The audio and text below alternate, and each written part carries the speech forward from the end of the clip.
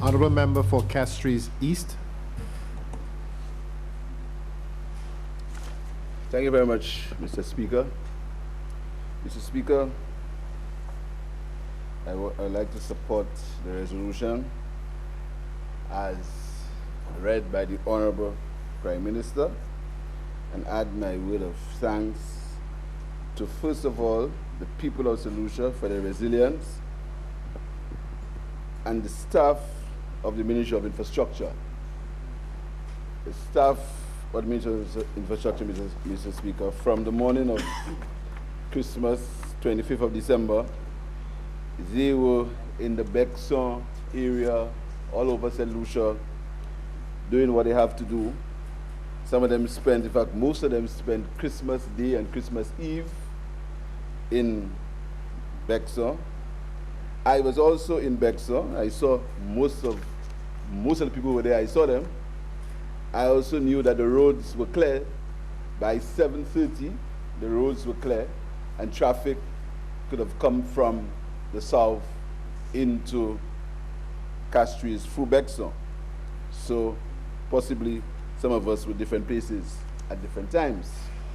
But it's important, Mr. Speaker, that I put this on the record. Mr. Speaker, the member for Castries South East in this honorable house and other places has cast several aspersions at the Ministry of Infrastructure.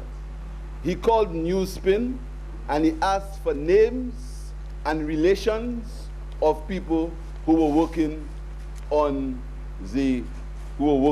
during the Christmas Eve event. He asked for names and relations. He said so in public. I heard and other people have heard. Today, Mr. Speaker, with your leave, I will put the record clear on names and relations as they exist in the Ministry of Infrastructure and as they exist with the Christmas Eve stuff. Because too many times, people cast aspersions on other people's character, and when they come into this honorable house, they give the impression that it's only one set of people who do things. So with your leave, Mr. Speaker, whilst I speak on the Christmas event, I will compare it with Hurricane Thomas. I will tell you the money that was spent in Bexon. I will tell you the money that was spent in the entire country, and I will tell you the relief effort as it relates to the Christmas Eve event and as it relates to Hurricane Thomas. Mr. Speaker, the World Bank, in a rapid damage and loss assessment, which I can make a document to the House, it says that there was an unseasonal tropical trough system that produced heavy rains and high winds on December 24th and 25th between 9 p.m. and 12 a.m. The extreme rainfalls of 224 millimeters over 3 hours represent a 1-in-100-year event for both islands. It also said, Mr. Speaker, that 2,600 people were directly impacted. 6 were killed, 250 persons displaced, 47 homes damaged or destroyed. Mr. Speaker, I wish to express my condolences to those who lost their lives, Mr. Speaker. The report also says damage and losses by sector. It says that 81% of the damage and losses experienced were in the infrastructure sector. 81%. The transport sector, it was estimated at $68.9 million. And it said in the agricultural sector, Mr. Speaker, the total damage in the agriculture sector estimated to be about $13.2 million, and the damage and losses represents approximately 27% of the total GDP contribution from the agricultural sector. It also says, Mr. Speaker, that water and sanitation, the whole population was without tap water for up to 9 days, and I want to congratulate WASCO for restoring the water supply within the after the 9-day period, as has been said by the World Bank. And it was $3.1 million. It said in tourism, the loss was $2 million, and in housing, $0.7 million, and 32.5% of the damaged housing stock was in MAC. This is what MAC Bexon. This is what the report of the World Bank says, Mr. Speaker. So, Mr. Speaker, you will see, for all intents and purposes, it was a serious situation that happened on Christmas Eve.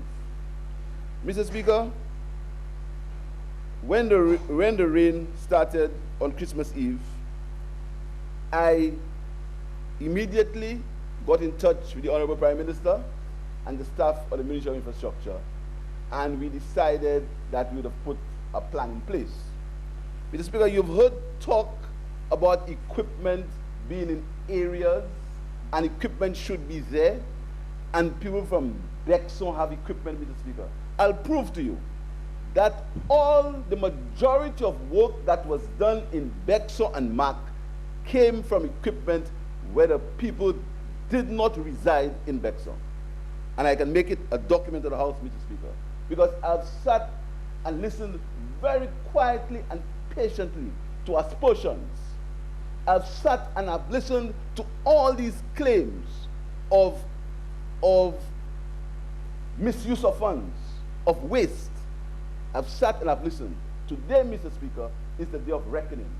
Today I will put on the table what has happened in Bexon-Mac, what happened during Hurricane Thomas, who spent money where, whose brother and sister got employment, and I'll make it a document of the House. Because these aspersions must stop. You can't afford to call news spin and cast aspersions on the minister and talk about his relations and his relatives. We talk about relations and relatives today, Mr. Speaker. Today, we speak about it today. Mr. Speaker,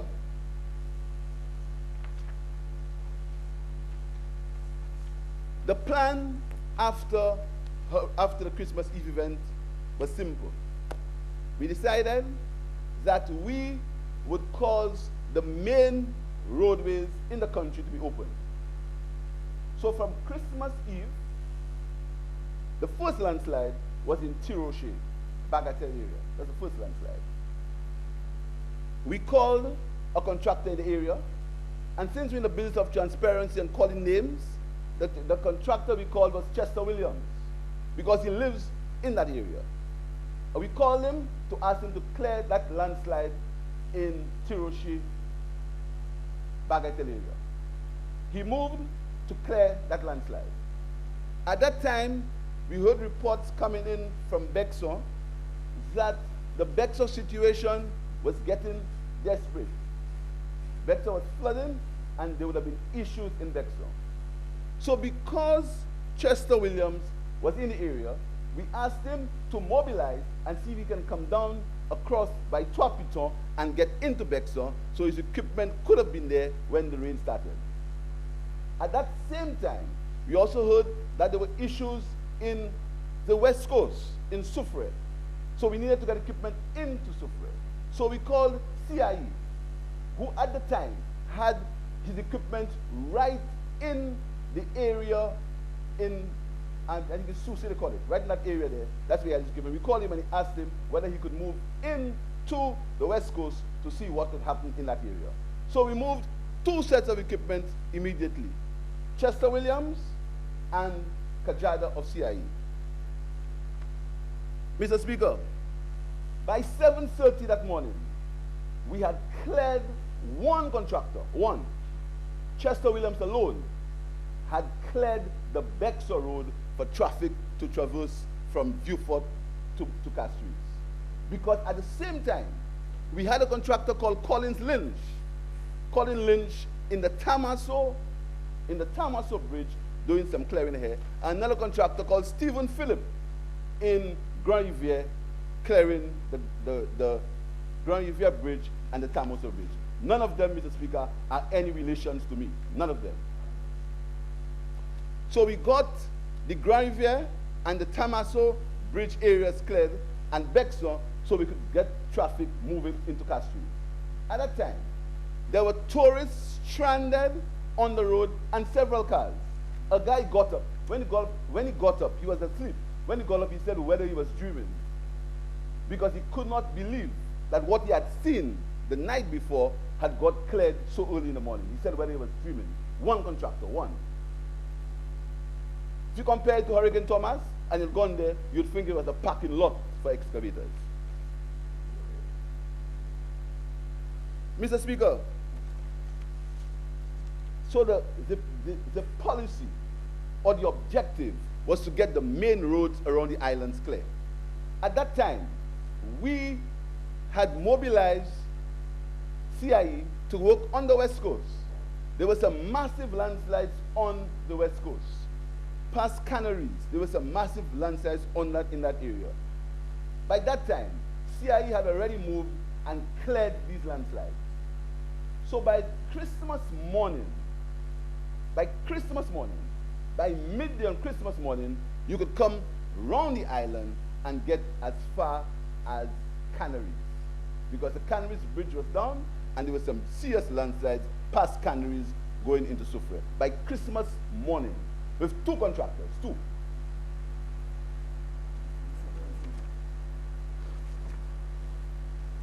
Mr. Speaker, we'll talk about the Canaries bridge in a while. Mr. Speaker, the resolution calls for accountability and for transparency. And the aspersions that have been cast on accountability and transparency, we are going to put everything on the table, because we know what happened during Hurricane Thomas, and we know what happened during the Christmas Eve event, because figures do not lie, and the records are there. So you can say whatever you want, the figures do not lie.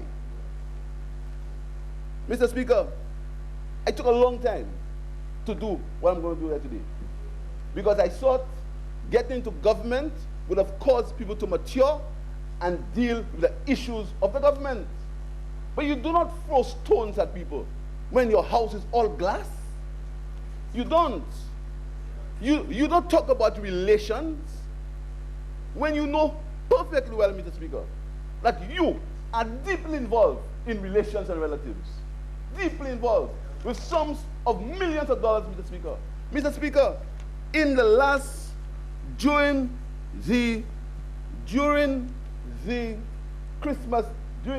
Hurricane Thomas, Mr. Speaker, one brother was given $315,763 worth of work. Another brother, leveling of material at Forestier dump site, $153,100. Another brother, clearing of river at Deglo, $251,700. Clearing of fallen trees with a chainsaw, $47,102, Mr. Speaker. Mr. Speaker, three brothers,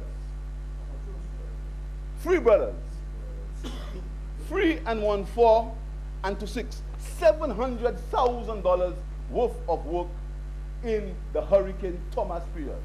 And we go further. Another one associated with these brothers, $2,064,267 worth of work. In that period, Mr. Speaker, brothers alone,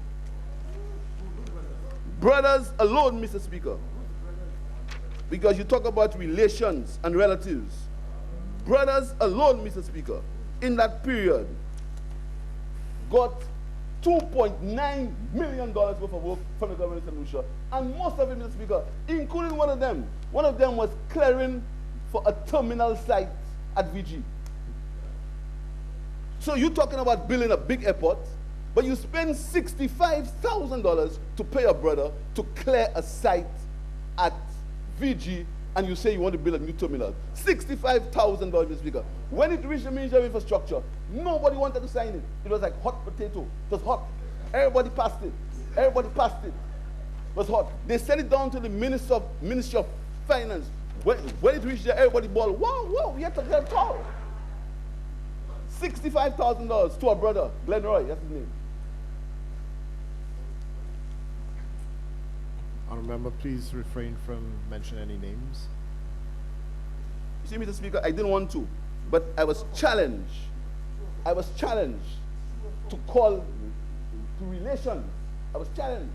I have one brother, he had no tractor, can't even walk well.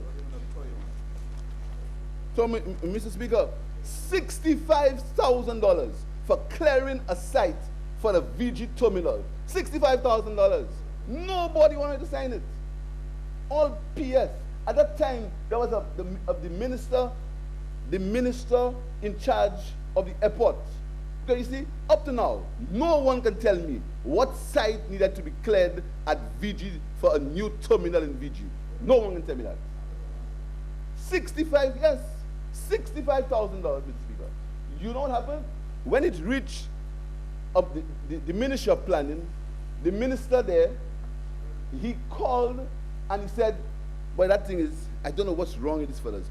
What can I do with these fellas?" And they instructed a staff member to sign it. Same thing with Wasco and the Wasco intake, Mr. Speaker. You heard about the work that has been done for Wasco during the Christmas Eve event. It's not the first time. We cleared, the only reason why you could have got ancillary canneries done, because we cleared the Venus intake. You know how much it cost, Mr. Speaker? And I can make these things a record of the House. But I want to compare to you, Mr. Speaker, what it costs to clean the Vanna intake after Hurricane Thomas. Mr. Speaker, the Minister of Finance, in his wisdom at the time, sent 500,000, we're talking about clearance and getting the water intakes prepared to get water after Christmas, after events, Mr. Speaker, after weather events. The Minister of Finance at the time sent $500,000 to WASCO as government's contribution to the clearing of the Vanna intake, $500,000. The work had to be done was to the excavation work and clearing of Ravin Poisson and Vanna intakes. That was the work that was supposed to be done. Mr. Speaker, an inter-office memoranda from WASCO reads as follows, and I quote, "The decision was taken by Cabinet to assist in the refurbishment of the above two old abandoned raw water intakes and pumping stations previously used by WASCO before the commissioning of the Millet Gravity Intake and the John Compton Dam in 1993 and 1995 respectively. The responsibility of the excavation and clearing of the intakes would remain with the government for the Ministry of Communication Works at the time." Praise God, it changed the name. After a site visit to the intakes with the minister, together with his chief engineer, a decision was taken that a big excavator would be required to do the job. Because of the extended reach of the boom that was necessary to carry out the works, especially at the Vanna intake and pond. The priority work area was the Vanna intake for commencements. However, when the excavator was sent up some 2 days later, because of the low boy availability, it went to the Ravin Poisson intake first. The work started at the intake and took a total of 3 days to complete the desilting to the required standards by WASCO. Following are some photos showing the extent of cleaning which was done at the intakes. And these photos are available, Mr. Speaker. Mr. Speaker, WASCO costed the work on the Vanna and Ravin Poisson projects at $65,561.72. That's the WASCO costing for that work. $65,561.72, Mr. Speaker. Mr. Speaker, a bill came from a brother for clearing that intake, and the bill was for $242,000, Mr. Speaker. The manager of WASCO, who was a very quiet man at the time, when he saw that bill, he wrote a letter to the permanent secretary in the Ministry of Tourism. And here's what he said. He said, he wrote a letter to the permanent secretary in the Ministry of Communication Works at the time. And the letter said, among other things, thank you for your, because when it reached the Ministry of Communication Works, the permanent secretary says it's too hot for her. So she passed it. Passed. She sent it back to WASCO. Because WASCO's estimation of that job was $65,000. We talked about clearing intakes, and we talked about giving work to relations. The letter reads, 2nd of April 2010, from WASCO. It reads, thank you, because the permanent secretary, in her wisdom, because that was too hot for her, she wrote a letter to WASCO telling them we received that bill, but we know nothing about it. Here's what the manager of WASCO writes back. Thank you for your letter, March 26, and your company invoice in the amount of $242,050 for the desilting of the Ravine, Poisson, and Vanna intakes, in addition to the diversion of the Vanna River to the old pump station and the construction of an off-raw water pond and minor ancillary works requested by WASCO. We would like to bring to your attention that WASCO is unaware of the contractual arrangements with the provider of the excavation services. And as a result, it would be prudent to make available to WASCO a copy of the contractual arrangement for efficient and accurate settlement. Further, it is rather disconcerting that the rate arranged and the magnitude of the overall invoice submitted to the government of St. Lucia for settlement has been resubmitted to WASCO without the approval of a senior engineer from your ministry, considering the source of the contract. Also, with the experience that WASCO has with this type service, provided on countless occasions, it is customary and indeed industry practice to hire such equipment on an hourly and daily basis. We are familiar with rates as high as $300 per hour for this type of work. And given the scope of work, the resultant invoice suggests an unconscionable hourly rate. Let me spell the word unconscionable for you. U-N-C-O-N-S-C-I-A-S-C-I-O-N-A-B-L-E. E.D. Consciencely. Conscience manager WASCO Kadi. Ça top la hand pour payer. I hope everybody can understand that. Consciencely. Il dit consciencely. Ça est trop l'argent pour payer. Parce qu'il a travaillé là pour n'importe l'année. Et qu'il peut encore jamais. Il a 300 good pour n'éditer. Mais il peut encore jamais ça avant. You understand, Mr. Speaker? The letter was written by the managing director of WASCO at the time, Mr. Speaker. And listen to what he says. Therefore, we solicit your intervention to seek clarification of this invoice by your relevant technical officer as the follow-up part of the contractual arrangement so that it can be honored at your request. That letter came from WASCO to the Ministry of the Permanent Secretary in the Ministry of Communication Works. When it reached there, Mr. Speaker, the Permanent Secretary in her wisdom says, too hot, she had in that. So she passed it to the chief engineer. Even he found it was too hot, so he passed it. He passed it to the person in charge of quantities. The person in charge of quantities said, You see me? I will do what the accountants call. He'll give it a qualified report. He says he has no way of verifying the rates.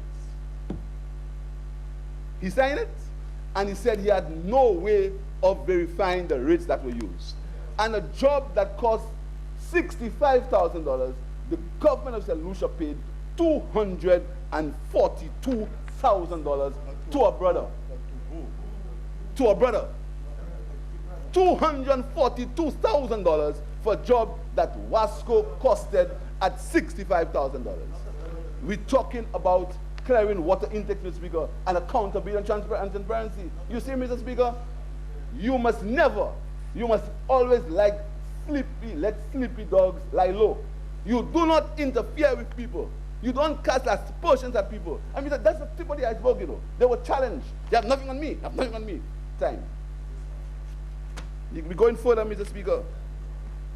Mr. Speaker, we're dealing with work in Bexon after the water event on Christmas Eve, Mr. Speaker.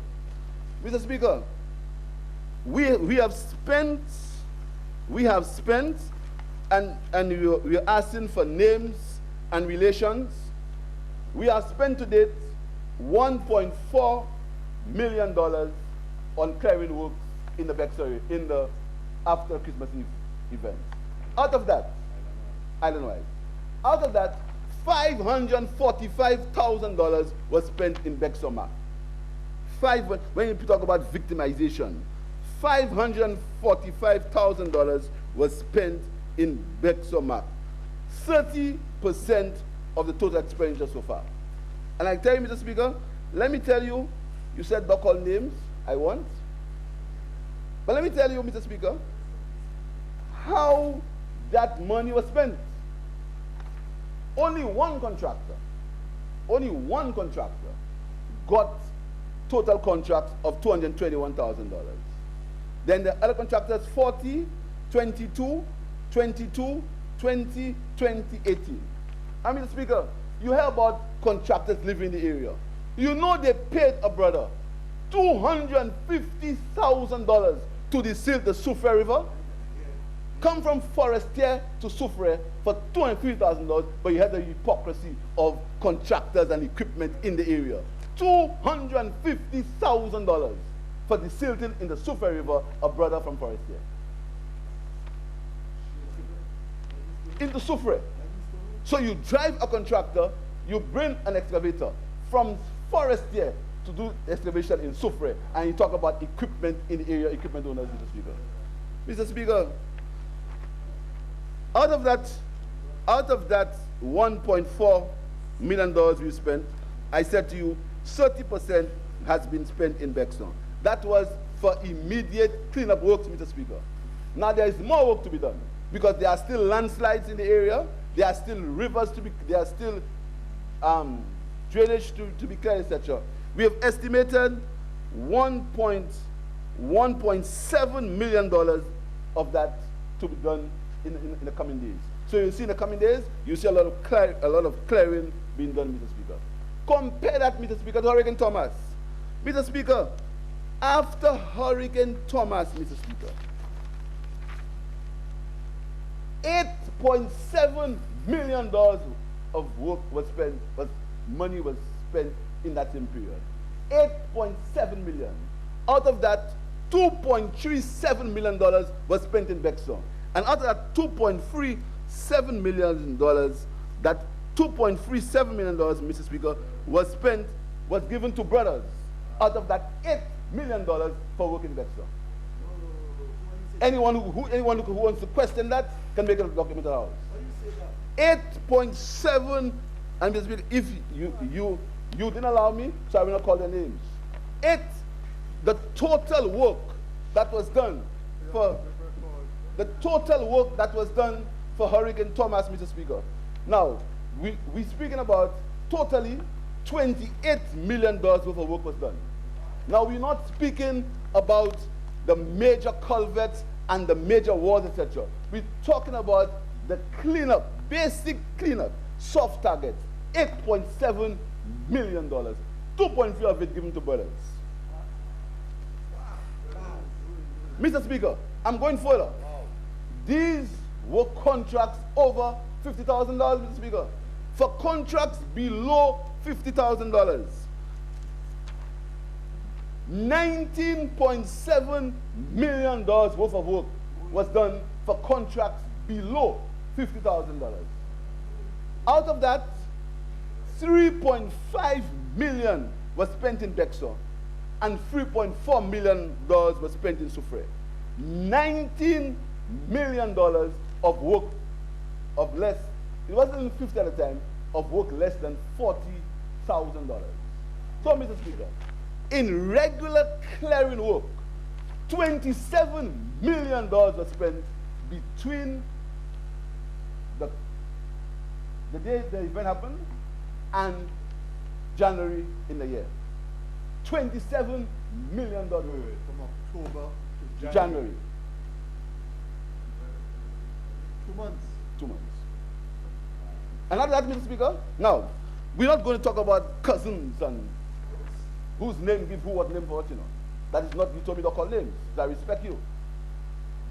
But Mr. Speaker, there are a lot more. They are cousins, they are cousin, godchildren, godfather, all these kind of things. But you see now, Mr. Speaker, I had said to myself, I wasn't going there.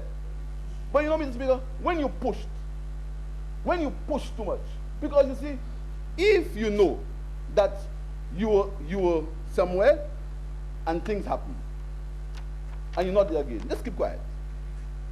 Just keep quiet, go about your business, and let the world turn. But you don't attack people. You don't cast aspersions, calling you spin.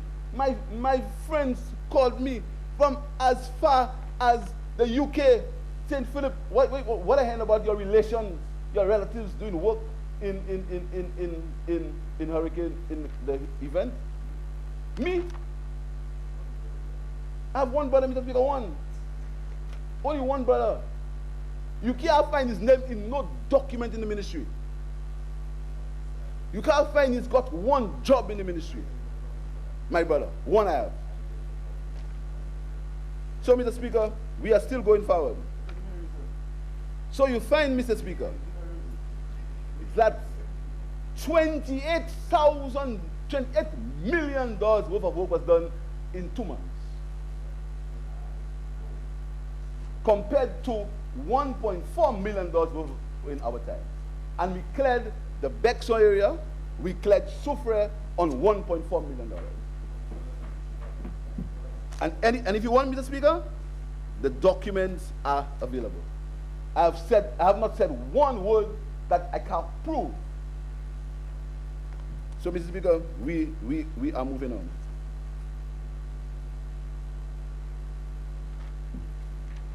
Mr. Speaker, the biggest payment that was done to any contractor after the Christmas Eve event was $221,000. That's the largest payment made to any contractor. $221,000. The second largest payment was $194,000, and the third largest payment was $112,000 for the reconstruction of the PI bridge. These were the three largest payments we made in the Christmas Eve event. Mr. Speaker, we have to compare these two issues, because we're talking about accountability and transparency. In the Bad Hill, Mr. Speaker, this year, after the Christmas Eve event, we were fortunate in that only a small part of the Bad Hill, there was some landslides in the Bad Hill, Mr. Speaker. But right now, as we speak, we are doing, through Carl Williams, the other 4 slides in the Bad Hill. But a lot has been said about the Bad Hill, Mr. Speaker. Today, I want to tell you, Mr. Speaker, what's already happening in the Bad Hill. There are 10 slides in the Bad Hill. To date, we have done Side 4. Side 4 was awarded via direct award to a brother kind of thing again. Side 4. The initial contract value was $319,000. The final project cost upon completion was $391,000 cost overruns. That was given on November 2011. Site 5 was awarded by competitive tender. It started on December the 9th, 2011. It was completed in September 2012. The price, the contract price that came before my time was $642,000. You know how much we completed it for? $489,000. We actually saved about $200,000 in that job. Site 8, awarded by competitive tender. The contract value, and it started on December 20th, 2011. So when you hear the stories about who started what, when on the Bad Hill, these are records and documents that the house can get if the house so deserves. No, Desires. Mr. Speaker. $1.251 million, and it was completed at the cost of $1.251 million. Not a cent of cost overruns, not 1 cent. Sites 2 and 3 were awarded on the 2nd of May 2012. So we want to talk about who started what in the Bad Hill. 2nd of May 2012, the contract, the initial project cost was $1.3 million, and we finished it in May 2014 for the final contract value of $1.1 million. We saved another $200,000 on that slide, Mr. Speaker. So all the slides that were completed after November 20th, 2011 were done with cost savings. Just like the A&M roads, which you come into now well, because all these roads got damaged during Hurricane Thomas. During Hurricane Thomas, and got further damage during the Christmas Eve events. Mr. Speaker, 4 slides are being built as we speak with Gabion baskets. 4 of them have been built, Mr. Speaker. And there's one more, which is a technical side, very technical, the work has to be done there. There was a dip in the road, which we've covered, and up to now, that dip has not resurfaced. So we are wondering whether it has settled, but the geotechnical analysis are going on. And these 4 slides were awarded by competitive tender to Carl Williams, and they're working on it now. Competitive tender, tenders board, no objection for the Caribbean Development Bank. That is the story of the Bad Hill, Mr. Speaker. Mr. Speaker, I want now to go into the road infrastructure that was damaged during the Christmas Eve event, Mr. Speaker. But before we do that, we know that there was damage to 2 bridges, the Canaries Bridge and the PI Bridge. Mr. Speaker, the Prime Minister, I called him, and he said, Mr. Speaker, I know the Prime Minister for a long time. We sat, when we were in government, I was there, Mary was there, and he was there. I mean, in opposition, he was where the honorable member is, and where Athens is. So we've been there from 1997. So Mr. We discussed things. I'm not submissive to him.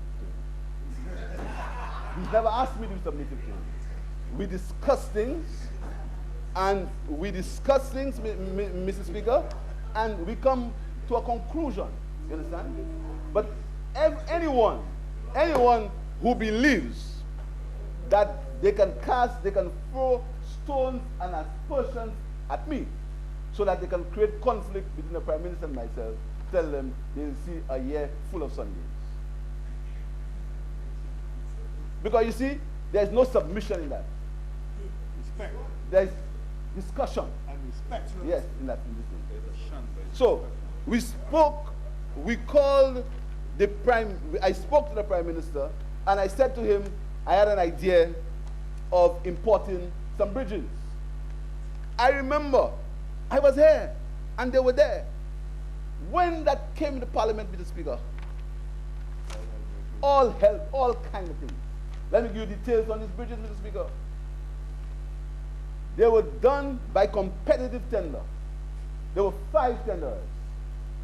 Local, regional, international tenders.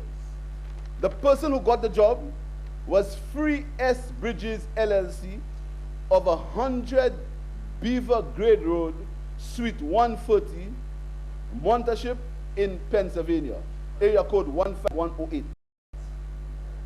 The bridges cost, by comparative tender, $898,091 US.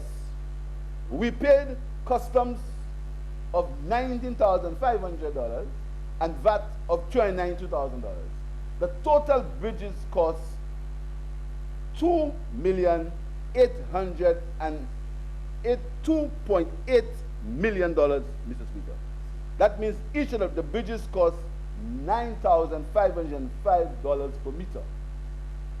We imported 300 meters of bridges, 300 meters. You see, Mr. Speaker, they come in blocks. They come in blocks. So they measure so we can fill 300 meters of space with bridges. We use 30 meters in Canaries. We use 26 meters in PI. And as the Honorable Prime Minister told you, we are giving St. Vincent to return back to us 101 meters, lending them 101 meters of bridges, and we have left in storage 143 meters of bridges. We have that left in storage, Mr. Speaker, and the tender documents are clear, the process is clear. By comparative tender with 4 tenderers, Mr. Speaker. But Mr. Speaker, and as I talking about bridges, Mr. Speaker, I'm very pleased to inform you that we have, if it hasn't started, it will start very shortly. We will start a bridge in 1 year. That is on the Viewford Castries Highway. We are turning the sod for a new bridge in Dimalier. And then, before the month is over, we are going to start a new bridge in Grand Riviere, Mr. Speaker. All these free bridges in Grand Riviere in Denver North. All these free bridges, Mr. Speaker, were done no loan.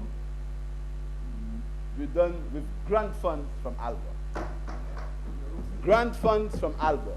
That's the benefit of thoughtfulness, the benefit of innovation, the benefit of dealing with international policy, the business of foreign relations.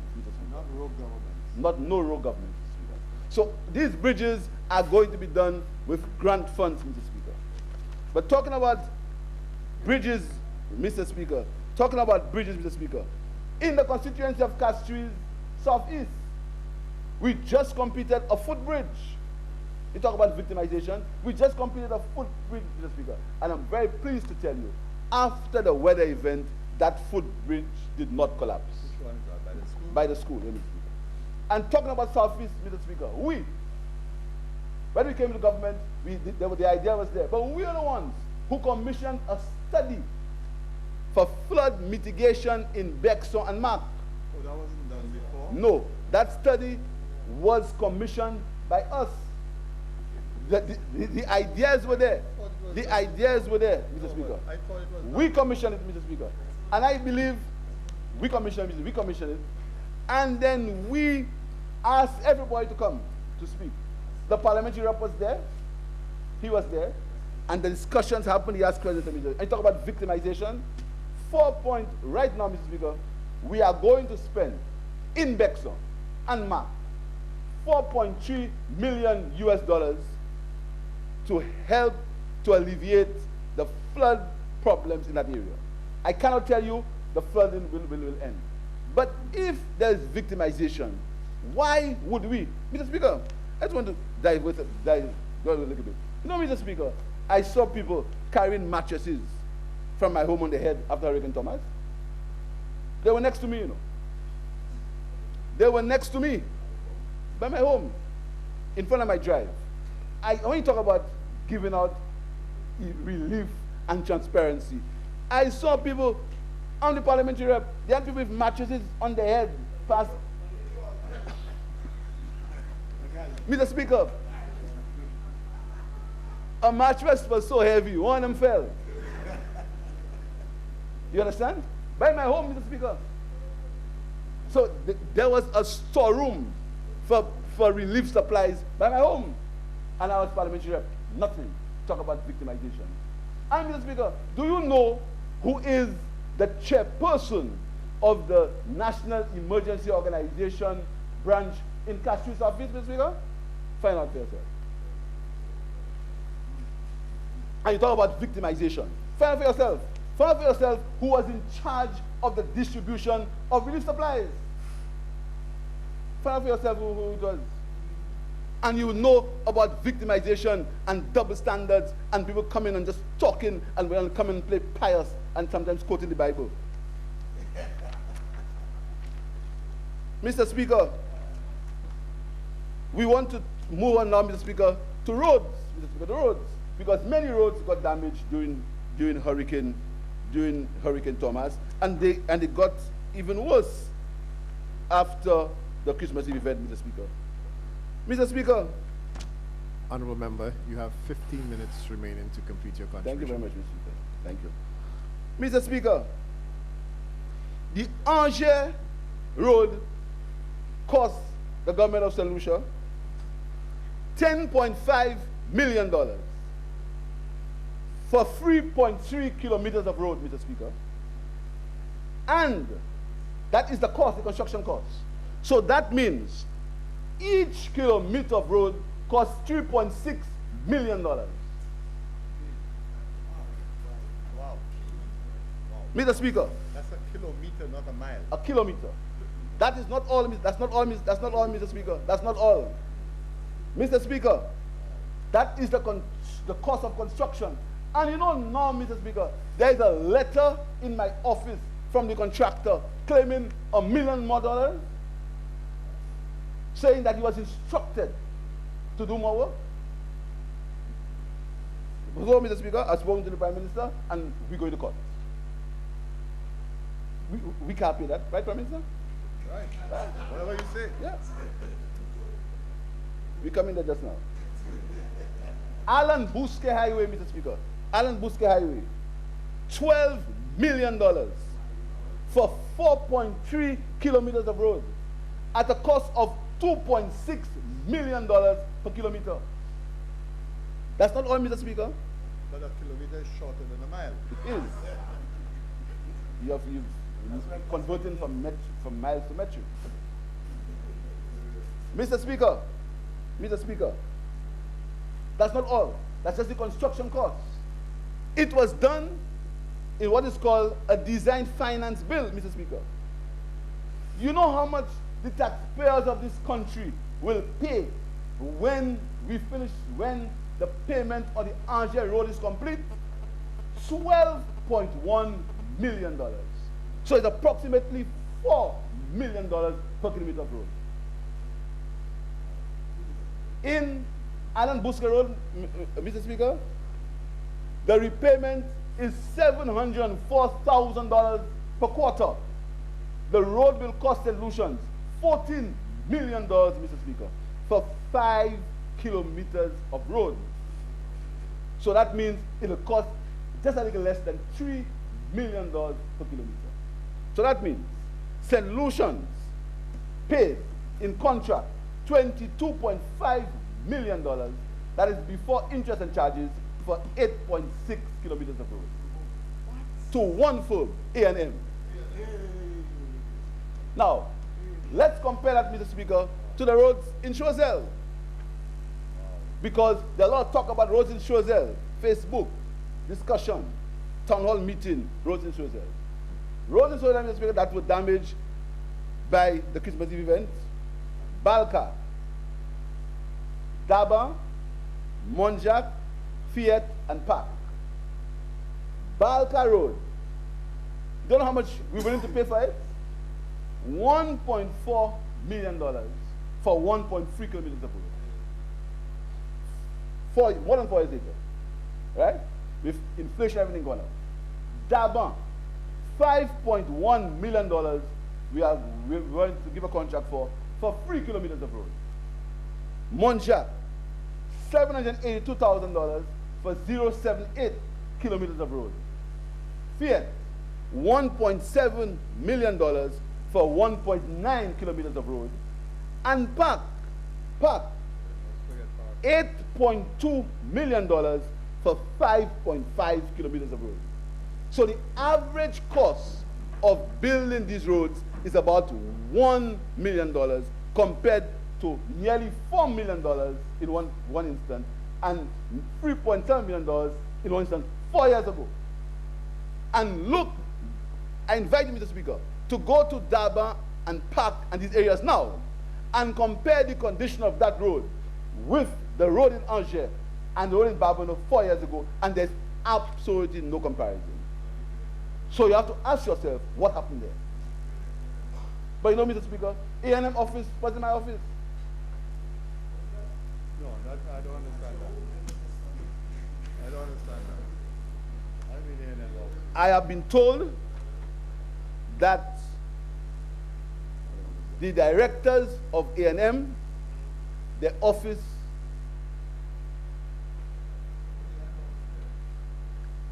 their sub-office was in the Ministry of Communications. I was told that the desk was evacuated for the big man to sit down.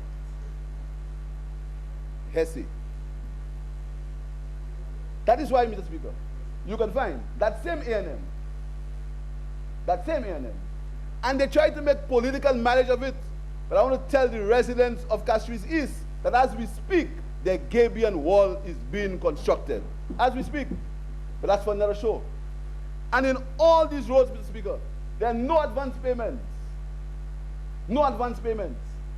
There are no advance payments in any of these roads. You know what happened in the advance payments, Mr. Speaker? 22% of the contract cost was paid in one of these A&M roads without a block being laid. And you cast aspersions, you push. That is the situation with the roads, Mr. Speaker. So you see why this country, right now, people must talk about is because the unemployment situation is high, because of the government didn't spend, because the government has the wrong policy. Why is that? The economists call it, Mr. Speaker, opportunity cost. That's what it's called by the economists. What would be the better use for that money? What it would do for the economy at this time? We call it the opportunity cost, Mr. Speaker. And that's what you have to live. Not talk about unemployment is high. Unemployment is high. Part of the reason why unemployment is high is because the resources of this state, of this country, were squandered. And I have the information. And I ask, part of the reason why unemployment is high is because the resources of the state were squandered, Mr. Speaker. I'm not even talking about the $20-odd million that the Taiwanese gave. That's for another show. No, more than 20. Mr. Speaker, I want to tell you, Mr. Speaker, going forward, what you're going to do, Mr. Speaker, because you see, it is very important that the government begins to defend itself. Because we just sit there like a punching bag. Everybody on our case. Choice, this, that. But we have to defend ourselves, Mr. Speaker. But I hope that these stories are told and they don't disappear in like untold stories.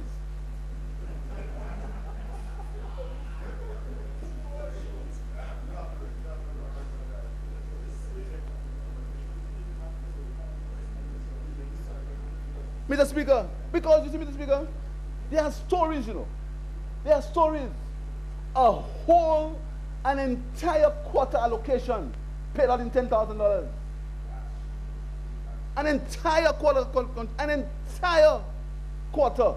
$10,000 worth of contract in an entire quarter, Mr. Speaker, in the Ministry of Communication Works. Not infrastructure, in communication works. Mr. Speaker, moving forward. So, Mr. Speaker, stage 2 of the process is the other set of claims that has to be done, and after we are going to be doing some serious infrastructural work. And I've talked about the one-year bridge. I've spoken about Grand Riviere. I've spoken about Demelier, the Viewfort concrete strip. And the bridge by Holy Town. Yeah, coming there. We're talking about the Viewford concrete strip, Mr. Speaker. Work will start on the Viewford concrete strip tomorrow. We're going to start tomorrow, Mr. Speaker, and we hope to finish in about 3 months' time. The retaining wall at Ravin Shabo Independent City, work has started there this week, and we hope to finish in 6 weeks' time. We are resurfacing the Ancillary Primary School, Mr. Speaker. We are resurfacing Ancillary Primary School in conjunction with the Ministry of Education. What we're doing there is we are putting 3/4 of the street, again, discussions with the Prime Minister, discussions, not the business, discussions with our Prime Minister. We are concreting 3/4 of the area, and we are going to be grassing 1/4 of the area in the Ancillary School. So if you go there now, you'll see contractors working on the Ancillary School, Mr. Speaker. We are going to, very soon, we have some discussions to see what we can do on the Fort Joyer Bridge, because I know the member for Viewford now is very concerned about the Fort Joyer Bridge, Mr. Speaker. And we are starting major road rehabilitation in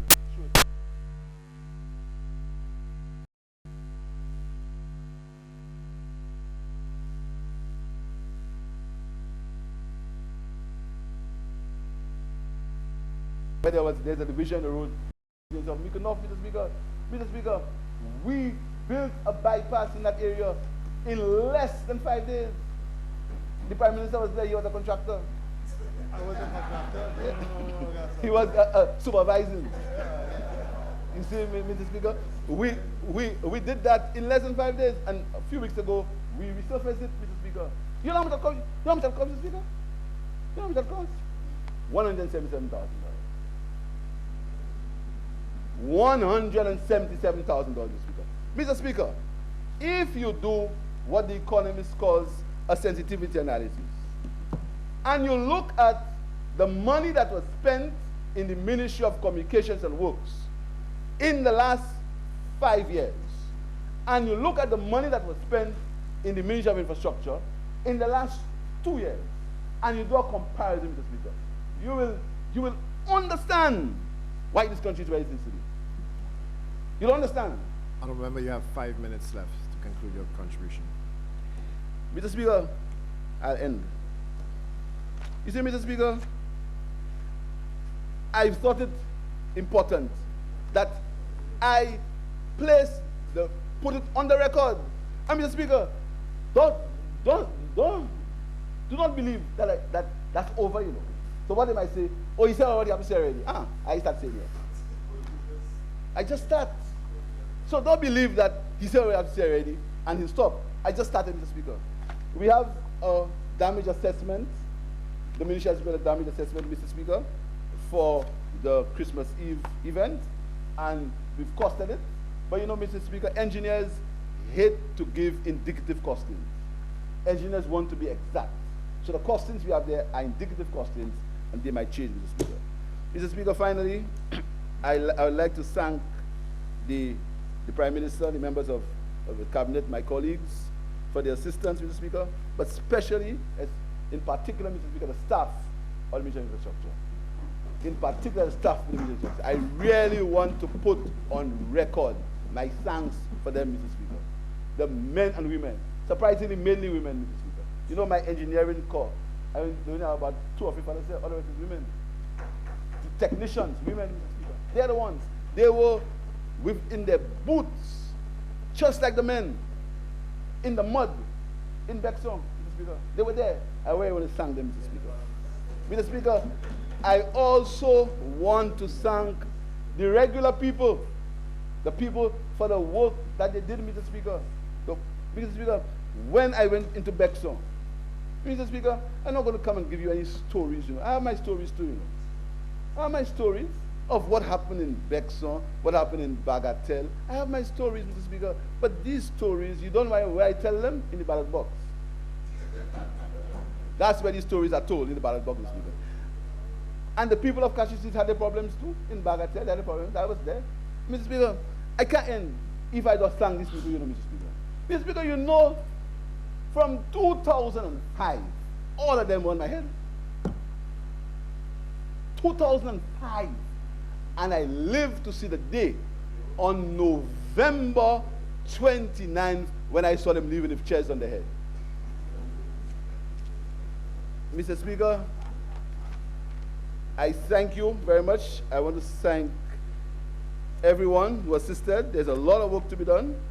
I want to tell the people of St. Lucia that the government understands that there's a lot of work to be done. There is a lot of work to be done. But we are working together with the use of resources to improve the quality of life. I thank you very much, Mr. Speaker.